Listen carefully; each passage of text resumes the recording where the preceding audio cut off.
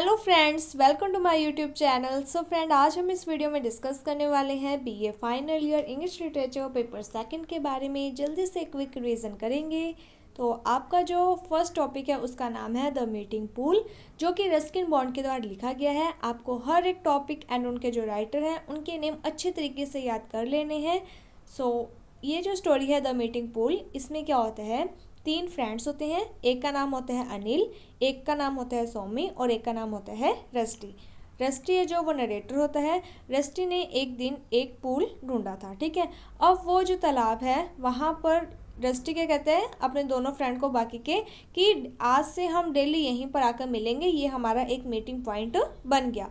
तो बचपन में अब वो वहीं पर जाकर खेला करते थे। उसके बाद एक दिन वो प्रॉमिस करते हैं कि 10 सालों के बाद हम वापस इसी पूल पर आकर मिलेंगे। उसके बाद ये तीनों फ्रेंड्स अपनी स्टडी के लिए, अपनी जॉब के लिए अलग अलग जगह पर चले जाते हैं। जैसे ही 10 साल कंप्लीट होते हैं, रस्टी उस जगह पर आ जाता है और वो देखता है कि यहाँ पर तो अब कोई पूल ही नहीं है। और वो ये भी देखते हैं कि उसके बाकी के जो 2 फ्रेंड हैं अनिल एंड सोमी, वो भी यहाँ पर नहीं आए हैं। तो वो दुखी हो जाता है और जैसे ही वो वापस जाने लगता है तब उसे कुछ बच्चों की आवाज़ें सुनाई देती है। तो वो आवाज़ वाली साइड जब जाता है तो वो देखता है वहाँ पर एक और पूल था, लेकिन वो वाला जो पूल है वो नहीं था, ठीक है। ये कोई दूसरा पूल है। तो जो रस्टी होता है वो वहाँ पर थोड़ा टाइम के लिए रुकता है और वो ये सोचता है कि कैसे समय बीतता जाता है। जैसे जैसे टाइम बीतता है बहुत सारी सिचुएशंस ऐसी आ जाती हैं जिससे कि इंसान है जो उसका जो नेचर है वो चेंज हो जाता है। तो यहाँ पर वही चीज़ें बताई गई है कि टाइम के साथ हर कोई चेंज हो जाता है, टाइम के साथ हर कोई अपनी लाइफ में बिजी हो जाता है। एंड पहले का जो टाइम था बचपन का और अब के टाइम में काफ़ी चेंज आ चुका है। तो ये सारी स्टोरी आपको इसमें देखने को मिलेगी। सेकंड जो टॉपिक है वो है द मार्च ऑफ माइंड, जो कि एस सर्वपल्ली राधाकृष्णन के द्वारा लिखा गया है। ये जो प्रोज टॉपिक है इसके अंदर सर्वपल्ली राधाकृष्णन, जो कि हमारे, आप सभी जानते हो कि ये हमारे प्रेसिडेंट भी रह चुके हैं। तो इन्होंने एजुकेशन के ऊपर बहुत ज़्यादा फोकस किया है। इन्होंने बताया है कि किस तरीके से इंडिया जब आज़ाद हुआ था तो उसके बाद बहुत सारे ऐसे चैलेंजेस थे जो कि इंडिया को फेस करने पड़े थे हर एक रूप में, चाहे वो पॉलिटिकल है, चाहे सोशल है, चाहे इकोनॉमिकल है। तो हर एक रूप में इंडिया को बहुत सारे चैलेंजेस फेस करने पड़ रहे थे। इसके साथ ही इन्होंने एजुकेशन पे बहुत ज़्यादा फोकस किया है। इन्होंने कहा है कि अगर हमें अपनी कंट्री को डेवलप करना है तो सबसे पहले इंपॉर्टेंट चीज़ है कि हमें एजुकेशन को बहुत अच्छा करना होगा, क्योंकि एजुकेशन के थ्रू हम अपने यूथ अच्छे तरीके से तैयार कर सकते हैं। और ये जो यूथ है यही हमारी कंट्री, हमारे देश को डेवलप करने में हमारी मदद करेगी। तो इन्होंने ये कहा था कि जो एजुकेशन है वो किस तरीके की होनी चाहिए। बच्चों को सिर्फ बुक की नॉलेज ही नहीं देनी चाहिए, बल्कि लाइफ में जो डिफ़िकल्टीज़ आ रही हैं उन्हें भी फेस करने की नॉलेज दी जानी चाहिए कि डिफ़िकल्टीज़ को कैसे फेस किया जाता है। इसके साथ ही इन्होंने कहा था कि जो टीचर्स होते हैं उनका क्या दायित्व होता है बच्चों के प्रति। एंड इसके साथ ही इन्होंने ये कहा था कि जो टीचर्स होते हैं उन्हें ज़्यादा से ज़्यादा पे किया जाना चाहिए, जिससे कि अगर वो पेमेंट के थ्रू खुश रहेंगे, उनको ज़्यादा पेमेंट मिलेगी, तो अपना वो पूरा एफर्ट लगाएंगे बच्चों को अच्छे से अच्छा, ज़्यादा से ज़्यादा सिखाने में। इसके साथ ही इन्होंने ये बताया है कि आज के जो लोग हैं वो क्या है, सिर्फ अपना भला देखते हैं, अपना फ़ायदा देखते हैं। तो ये कहते हैं कि पहले के टाइमिंग में जो लोग होते थे वो अपने देश के लिए कुछ भी कर मिटने को तैयार हो जाते थे, लेकिन आजकल हम सिर्फ अपने आप को सेटिस्फाई कर देना चाहते हैं। अगर हमारा काम हो रहा है तो हमें किसी और से कोई भी मतलब नहीं है। तो ऐसी थिंकिंग के थ्रू कभी भी देश डेवलप नहीं कर पाएगा, इनका ये कहना था। इसके साथ इनका ये कहना था कि एक जो इंसान है उसे क्या है कि जो अपनी थिंकिंग बहुत ज़्यादा पावरफुल बनानी चाहिए, तभी हमारी जो कंट्री है उसका डेवलपमेंट हो पाएगा। एंड इसके साथ ही कल्चर के साथ जुड़कर हमें आगे बढ़ना चाहिए। ऐसा नहीं है कि हम डेवलप करते जा रहे हैं लेकिन हम कल्चर से पीछे होते जा रहे हैं। तो ये सारी बातें इस प्रोज में बताई गई हैं। इसके बाद जो नेक्स्ट प्रोज है उसमें कहा गया है how should one read a book, जो कि वर्जीनिया वुल्फ के द्वारा लिखी गई है। तो बेसिकली इस प्रोज में वर्जीनिया वुल्फ ने कहा है कि किस तरीके से एक इंसान को बुक को रीड करना चाहिए। तो ये कहती हैं कि अगर आपको कोई बुक रीड करनी है तो आपको कभी भी दूसरों की ये एडवाइस नहीं लेनी है कि हमें बुक किस तरीके से रीड करनी है। आपको अपने बेस पर बुक को रीड करना है, क्योंकि हर कोई अपने अपने तरीके से बताएगा, हर किसी का तरीका अपना पढ़ने का अलग अलग होता है। जिसके कारण क्या होता है कि हम अगर उस पर्सन के तरीके से पढ़ेंगे तो हम अपना कुछ भी न्यू क्रिएट नहीं कर पाएंगे। इसीलिए इन्होंने कहा है कि सबसे पहले आपको बार बार किसी से ये एडवाइस लेने की ज़रूरत नहीं है कि आपको किस तरीके से बुक पढ़नी है, क्योंकि बुक जो लिखता है उसके थिंकिंग अलग होती है, और जब वो बुक लिखकर हम तक आती है और हम उस बुक को रीड करते हैं तो ऐसा नहीं है कि हम उसी राइटर ने जो लिखा है उसी के जो वो सोच रहा था वैसा ही हम मीनिंग सोचेंगे, हम कोई डिफरेंट मीनिंग सोचने लग जाते हैं। तो ये सारी बातें इसमें बताई गई हैं। इसके बाद एक बार हम यूनिट सेकंड नहीं करेंगे, हम यूनिट थर्ड करते हैं। लास्ट में हम इसके बारे में डिस्कस कर लेंगे। यूनिट थर्ड है जो उसमें आपका टॉपिक है द चाइल्ड, जो कि प्रेमचंद के द्वारा लिखा गया है। ये जो स्टोरी है ये गंगू के बारे में है, और जो गंगू होता है वो नरेटर प्रेमचंद के घर पे एक सर्वेंट के रूप में काम करता है, और ये ब्राह्मण होता है।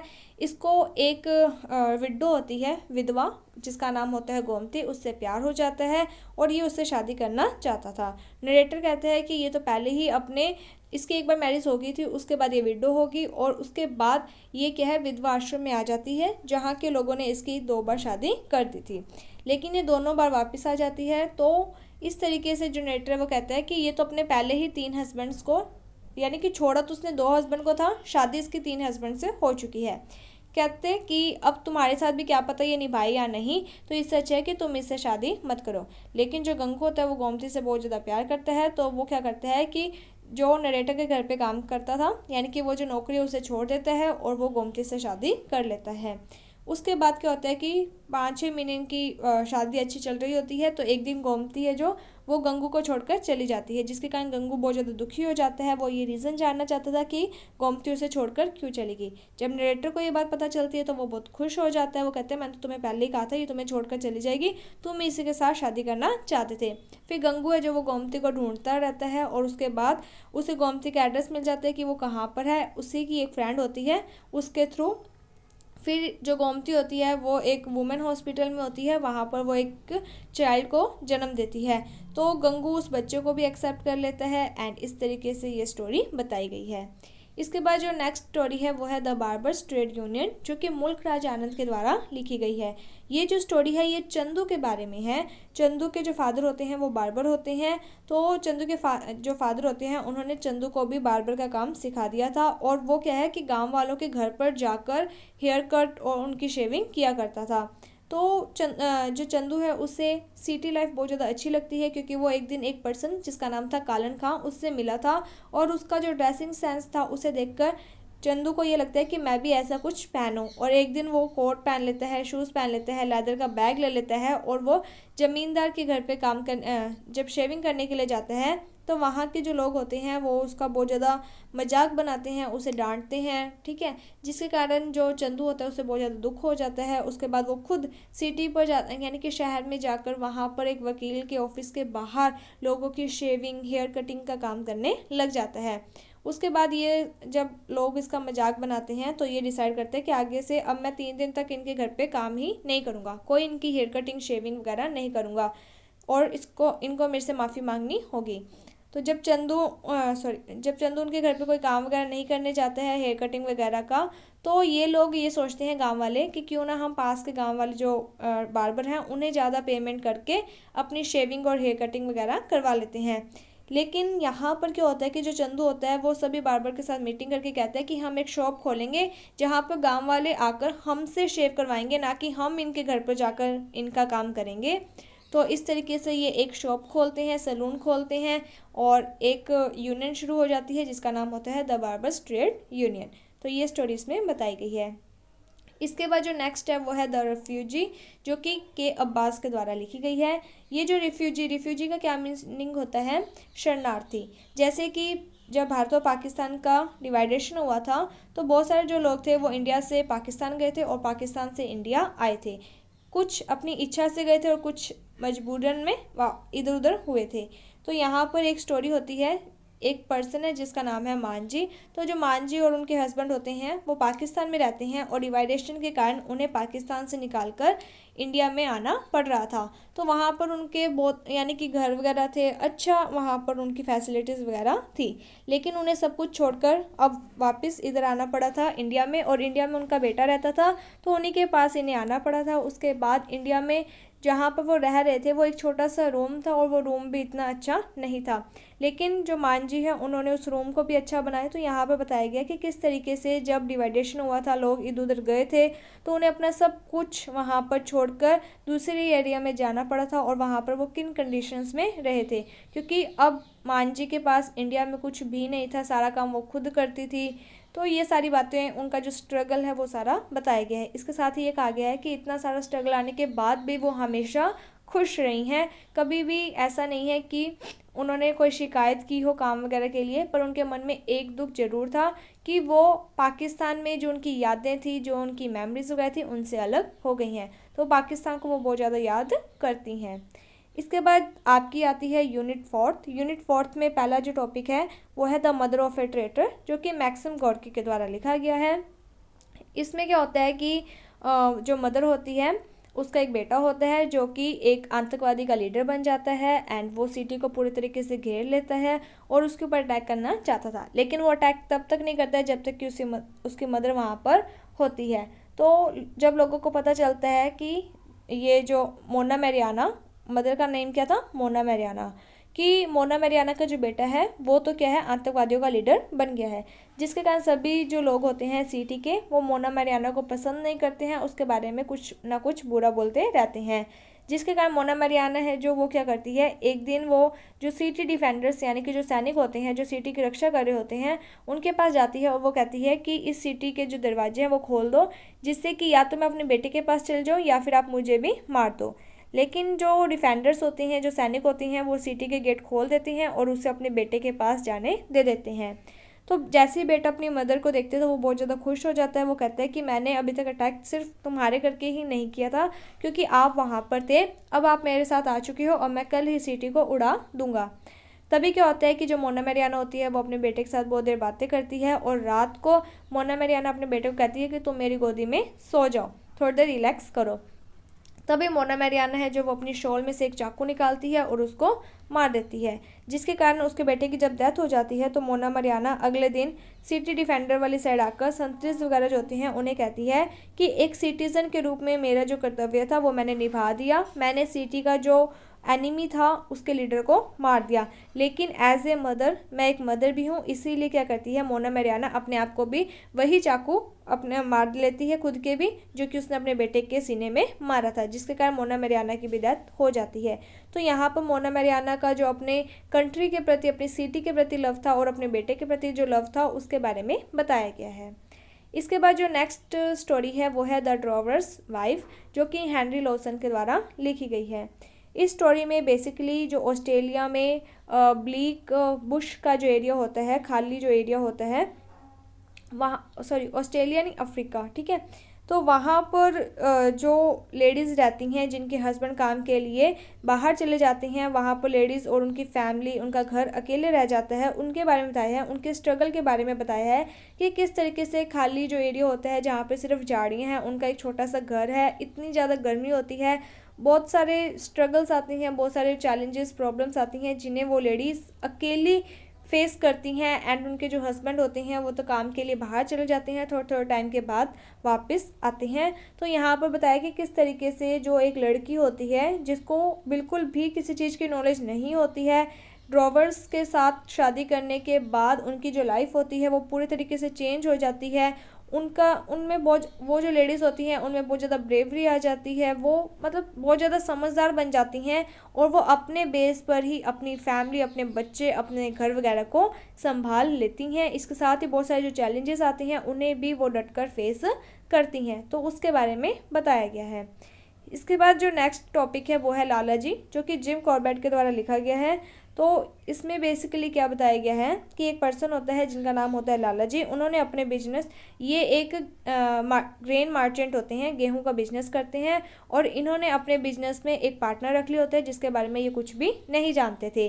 अब क्या होता है कि पार्टनर इन्हें धोखा देकर चला जाता है, जिसके कारण अब ये पूरे ही गरीब हो जाते हैं, सारा कुछ इनका ख़त्म हो जाता है, और ये क्या करते हैं कि एक व्यापारी के नीचे उनका एम्प्लॉय बनकर काम करते हैं। और उन्होंने एक दिन इन्हें किसी काम के लिए भेजा था, तब जब ये ट्रेन में सफ़र कर रहे थे तब इनकी तबीयत वहाँ पे ख़राब हो जाती है और जो गंगा रिवर का बैंक कह दो, किनारा कह दो, तो ट्रेन से उतर कर ये वहाँ पर चले जाती हैं और वहाँ पर अपने मरने की प्रार्थना करने लग जाती हैं।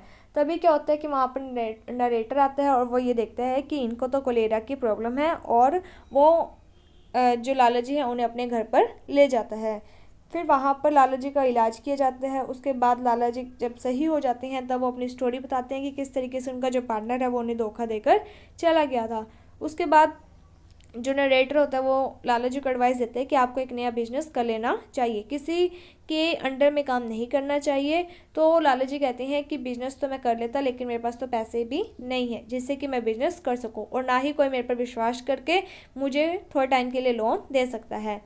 तो यहाँ पर जो नरेटर होते हैं वो लाला जी को 500 रुपये दे देते हैं और कहते हैं कि आप अपना बिजनेस शुरू कर दो। फिर लाला जी एक प्रॉमिस करते हैं कि मैं तुम्हें 1 साल के अंदर अंदर रुपए वापस कर दूंगा। नरेटर को लगता नहीं है कि वो वापस रुपए मिल जाएंगे, लेकिन लाला जी है जो वो 1 साल जो उन्होंने टाइम दिया था उससे पहले ही आकर उन्हें उनके रुपए वापस कर देते हैं और थैंक यू करते हैं। तो ये सारी स्टोरी इसमें बताई गई है, कर भला तो हो भला।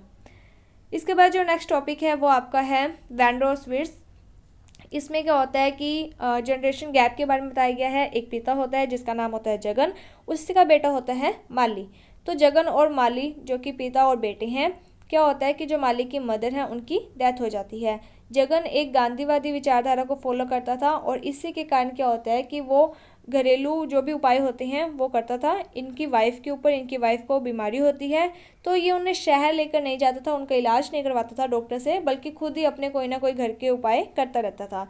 उसके बाद इनकी वाइफ की जब डेथ हो जाती है तो माली को ऐसा लगता है कि जगन के कारण ही ये सब, उसके पिता जगन के कारण ही ये सब हुआ है। तो वो अपने पिता के साथ ज़्यादा अच्छे तरीके से इमोशनल अटैच नहीं हुआ था। तो माली और जगन की स्टार्टिंग से ही नहीं बनती थी। उसके बाद जो माली है वो कहते हैं कि उसे अब आगे पढ़ना नहीं है, बीए नहीं करनी है, अब वो बाहर जाएगा और बाहर वो लेखक बनना चाहता है। तो वो वहाँ पर राइटिंग स्टाइल सीखेगा कि किस तरीके से लिखा वगैरह जाता है। जगन चाहता तो नहीं था, लेकिन जगन का एक फ्रेंड होता है जिसका नाम होता है कोजिन। कोजिन के साथ माली की बहुत अच्छी बना करती थी, तो कोजिन के थ्रू ही उसको पता चलता था जगन को कि उसका बेटा क्या करना चाहता है। तो कोजिन उसको कहता है कि तुम्हारा बेटा तो बाहर जाना चाहता है, उसने सारे अरेंजमेंट्स अपने कर लिए हैं। तो फिर जो माली होता है वो बाहर चला जाता है, वहाँ पर रहता है। उसके बाद जब वो वापस आता है तो उसके साथ एक लड़की आती है जिसका नाम होता है ग्रेस। तो जैसे ही जगन को ये बात पता चलती है, जब वो दोनों घर पर आते हैं और जगन देखता है माली के साथ एक लड़की है, तो वो पहले हैरान रह जाता है, लेकिन वो ग्रेस को अपनी डॉटर इन लॉ के रूप में स्वीकार कर लेता है, क्योंकि माली ये बताता है कि ये जो लड़की है ग्रेस, ये मेरी वाइफ है। तो उसके बाद क्या होता है कि थोड़ा टाइम के लिए अच्छा सिस्टम चल रहा होता है। ग्रेस है जो वो जगन की बहुत ज़्यादा रिस्पेक्ट करती है, उनके सारे काम वगैरह जो घर का होता है वो सारा काम वो करती थी। उसके बाद जो जगन है वो जो माली है वो कहते हैं कि उसको कुछ रुपए चाहिए, जिसके थ्रू वो मशीन वगैरह लेकर आना चाहता है और अपना बिजनेस करना चाहता है, फैक्ट्री खोलना चाहता है। तो जो जगन है वो कहता है कि इसकी क्या ज़रूरत है, हमारी एक मिठाई की शॉप है, तुम वहीं पर काम करो, क्योंकि वो शॉप बहुत अच्छी चलती है, बहुत अच्छा कमाता है, तो तुम्हें वहीं पर काम करना चाहिए, दूसरे काम नहीं करने चाहिए। लेकिन जो माली होता है वो जिद्दी होता है, वो कहता है मैं तो करूँगा ही करूँगा। इसके बाद वो कहता है कि ग्रेस को भी यहाँ से चले जाना चाहिए क्योंकि अब इसका कोई भी काम नहीं है। जगन कहता है कि ये तो तुम्हारी वाइफ है, ये कैसे जा सकती है। फिर जो माली है वो कहता है कि ये मेरी वाइफ नहीं है, हम एक लिविंग रिलेशनशिप में रह रहे थे। तो यहाँ पर जब जगन को ये बात पता चलती है तो वो बहुत ज़्यादा शॉक रह जाता है, वो कहता है कि ये क्या है, अब उसका बेटा माली क्या कह रहा है। तो इस तरीके से ये सारी सिचुएशन होती है। फिर लास्ट में क्या होता है कि एक दिन जब माली जा रहा होता है तो उसके कार में कुछ शराब की बोतलें मिलती हैं, जिसके कारण उसको पुलिस पकड़ कर ले जाती है। तो उसका जो पिता होता है जगन, उसी का एक फ्रेंड होता है कोजिन, वो कोजिन जगन को आकर बताता है कि तुम्हारे बेटे को पुलिस पकड़ कर ले गई है।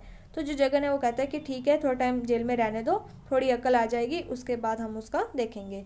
तो ये सारी स्टोरी इसमें है। इसके बाद यूनिट सेकंड में सबसे पहले है Vivekananda the great journey to the waste.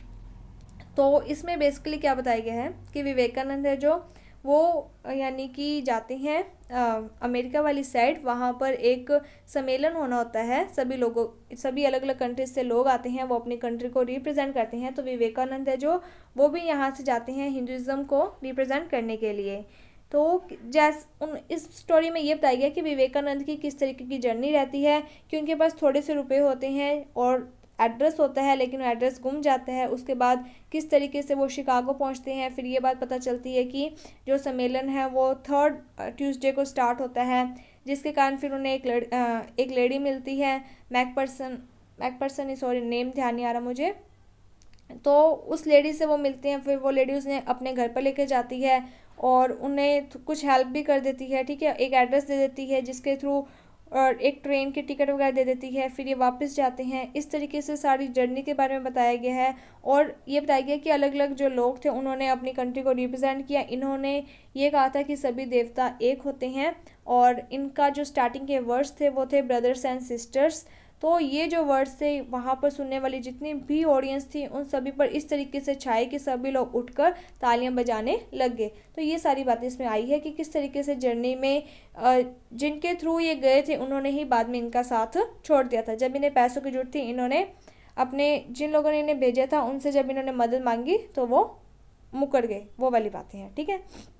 इसके बाद जो अगला टॉपिक है वो है और बुकिश टॉपिक, जो कि आर के नारायण के द्वारा लिखा गया है।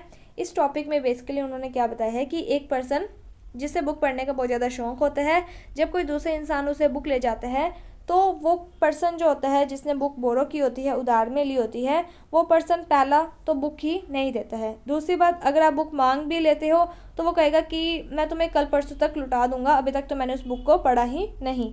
तीसरी बार जब आप उसे कुछ कहते हो तो वह क्या करते हैं, बहाने बनाने लग जाएगा। और उसके बाद अगर आप वो पर्सन आपको देख लेते हैं तो वो इतनी स्पीड से भागते हैं जैसे कि बहुत ज़्यादा कोई बड़ी इमरजेंसी है और उसको हॉस्पिटल में बहुत जल्दी पहुंचना है, यानी कि वो आपको इग्नोर करने लग जाएगा। इसके बाद अगर आप उसको फ़ोन भी कर देते हो तो वो कहता है कि मैं अभी बाहर हूँ और जो बुक है वो मेरे साथ नहीं है, तो जब मैं आऊँगा तब मैं तुम्हें दे दूँगा। तो इस तरीके से यहाँ पर आर के नारायण है जो वो कहते हैं कि किस तरीके से एक जो पर्सन बोरो कर लेता है बुक, वो बुक तो ले लेता है लेकिन वापस करने का नाम ही नहीं लेता है। ये सारी बातें इसमें हैं। इसके बाद अगला जो टॉपिक है वो है the social cost of economic globalisation, जो कि वंदना शिवा के द्वारा लिखा गया है। इसमें वंदना शिवा है जो उन्होंने बताया कि ग्लोबलाइजेशन क्या होता है। ग्लोबलाइजेशन का मीन्स है कि जैसे हम कोई भी सामान आज के टाइमिंग में इंपोर्ट एक्सपोर्ट कर रहे हैं, ठीक है, दूसरी कंट्री से सामान मंगवा रहे हैं, हमारी कंट्री से सामान जा रहा है, तो ये होता है ग्लोबलाइजेशन, जिसमें अलग अलग कंट्रीज आपस में एक दूसरे से कनेक्ट होने लग जाती है और पूरा वर्ल्ड है जो वो एक छोटे से रूप में सिमट कर रह गया है। आज हमारी अप्रोच है जो वो अलग अलग कंट्रीज़ के दूर दूर के कंट्रीज़ तक हो गई है, उसके बारे में बताया है। लेकिन ये जो ग्लोबलाइजेशन है जिसके कारण हम सामान को इंपोर्ट एक्सपोर्ट करते हैं, इससे हमारी जो इकोनॉमिक है उसके ऊपर बहुत ज़्यादा प्रभाव पड़ता है। कुछ जो कंट्रीज़ होती हैं उनके ऊपर पॉजिटिव और कुछ कंट्रीज़ जो होती हैं उनके ऊपर नेगेटिव प्रभाव पड़ता है। फॉर एग्ज़ाम्पल, जैसे कि यहाँ पर कोई भी चीज़ है जब उसको यानी कि बनाया जाता है तो शायद उसका जो प्राइस होता है वो ज़्यादा होता है, जबकि बाहर की जो कंट्रीज़ होती हैं उसमें उस चीज़ का प्राइस कम होता है। तो क्या होता है कि हम लोग वहाँ से उस चीज़ को मंगवा लेते हैं, जिसके कारण हमारे यहाँ पर जो चीज़ बनाई जाती है उसकी कोई भी डिमांड नहीं रहती है, जिससे कि क्या होता है कि इकोनॉमिक पर इफ़ेक्ट पड़ता है। तो ये सारी बातें इसमें बताई गई हैं। इसके बाद जो नेक्स्ट टॉपिक है वो है अरुणा रॉय का tune into the voice of the deprived. तो ये जो टॉपिक है इसमें बेसिकली डेमोक्रेसी के बारे में बताया गया है। डेमोक्रेसी क्या होती है, लोगों का लोगों के लिए और लोगों के द्वारा किया जाने वाला शासन। डेमोक्रेसी को हिंदी में क्या देते हैं, लोकतंत्र, जिसमें जो लोग होते हैं वो अपने ही लोगों को 5 साल के लिए चुनते हैं। तो यहाँ पर ये कहा गया कि सबसे पहले तो जिन लोगों को हमने चुनना है वो सही होने चाहिए, ये चीज़ हमें सोच कर रखनी चाहिए। दूसरा कि अगर वो कोई गलत काम करते हैं तो हमारे अंदर इतनी क्षमता होनी चाहिए कि हम एक साथ मिलकर उन्होंने जो गलत किया है उसके ऊपर आवाज़ उठा सके। और लोगों को डेमोक्रेसी की नॉलेज होनी चाहिए, उन्हें ये बात पता होनी चाहिए कि डेमोक्रेसी उन्हीं के लिए ही बनाई गई है, ना कि जो लीडर्स हैं उनके जो अत्याचार को उन्हें 5 साल के लिए सहना पड़ेगा। तो ये सारी बातें इसमें बताई गई हैं। इसके बाद नेक्स्ट टॉपिक है man and nature in India the ecological balance, जो कि सलीम अली के द्वारा लिखा गया है।